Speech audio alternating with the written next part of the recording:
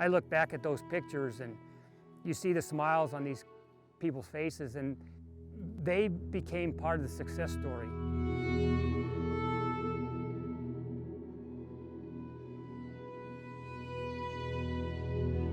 It's the country they live in.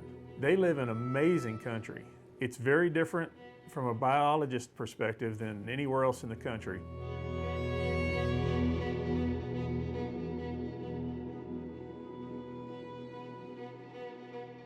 The volunteers, whether it was in Arizona with the GOULD'S or any of the other states around the country, when we were able to be showing the expansion of turkey populations, the volunteers kind of came with that because they saw that opportunity.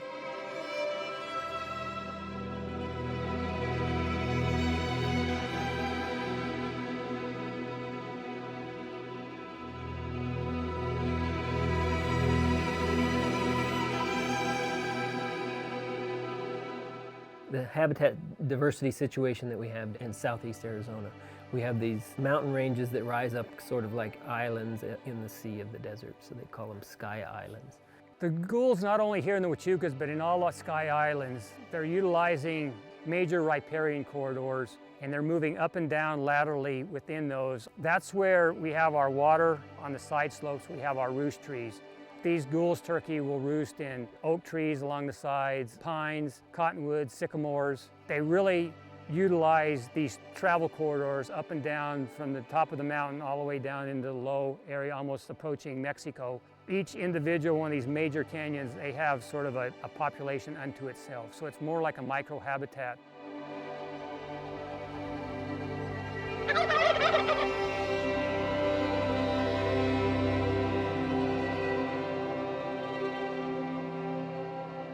Typically, when you go from north to south, it's called Bergman's rule. Whether it's deer or turkeys, they're going to have smaller body size the further south you go because of the mass of the individual and surface area allows for heat loss. So the fact that GOULD'S came from Mexico and then southern Arizona and being the size that they are kind of defies the rules that you would normally have in wildlife. So they're a very unique bird, and that classic white tail tips and what you got are very distinctive in the GOULD'S.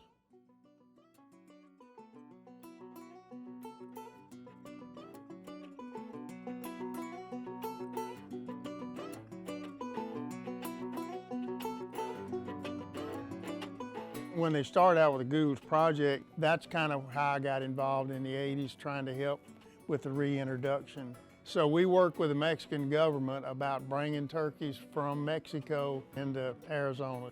They were mandating that they had to be held in a turkey facility for 30 days to make sure they didn't carry any diseases. The opportunity was going to be, how are we going to be able to get around this quarantine standpoint? Ron Wilson, who was the turkey project leader, we had agreed that we would bring turkeys across the border. We would put radio transmitters on them. The government would allow us to turn them loose, getting through all of the red tape to make sure the birds were clean, and then bring in something that would have caused an industry issue with poultry.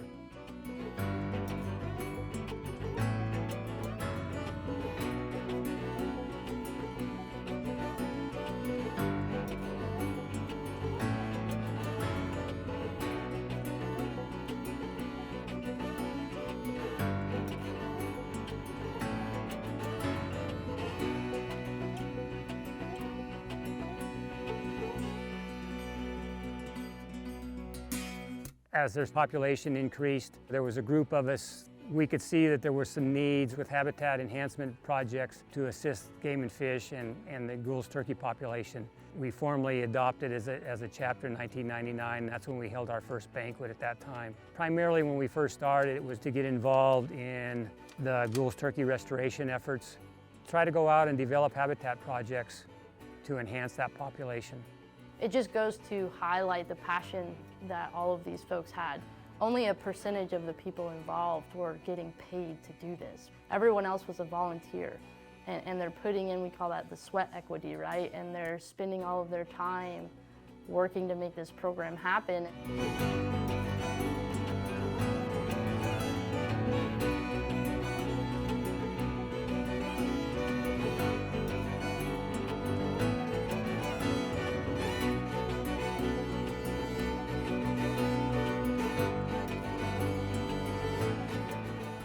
It's not something that you can start with and just drop the ball. We're seeing changing times with recreational hunting pressures, habitat changes. Once you do these things and you make these changes in habitat, you cannot turn around and just walk away and say, we did the change. It needs constant maintenance, but it's one of the most important things if you want something long-term and to see those improvements. Our Southwest Turkey Management Plan, it says management plan, but what it is a description of what's happened, where we're at now, and where we want to go forward. Well, that's a little bit outdated, so it's time for us to update that and reassess where we're at and where we want to go moving forward.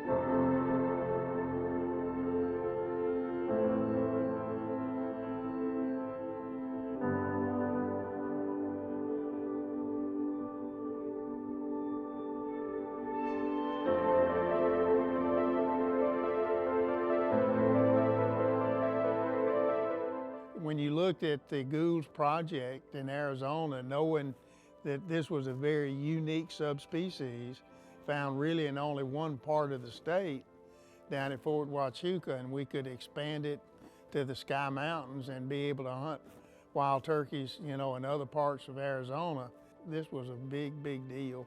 And the chapter volunteers rallied to that.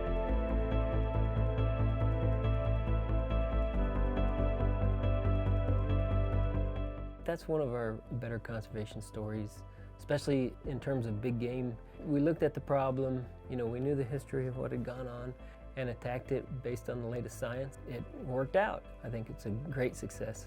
I'm glad to have been a small part of that.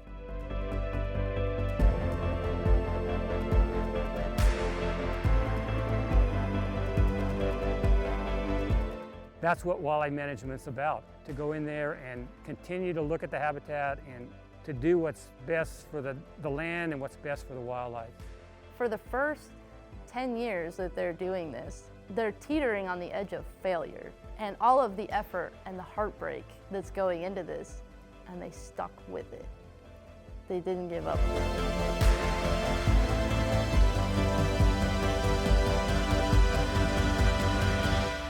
Nothing happens unless there's cooperation. Nothing. The most important aspect of any of it was cooperation and collaboration between NGOs, private, state, and federal. And in the case of GOULD'S turkeys, international, because of Mexico's involvement.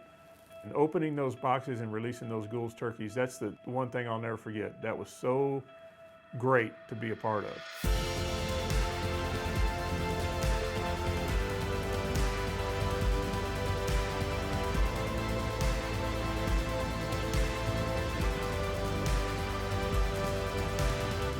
The history of what's gone into this effort and the reason why we're here now. We stood on the shoulders of giants.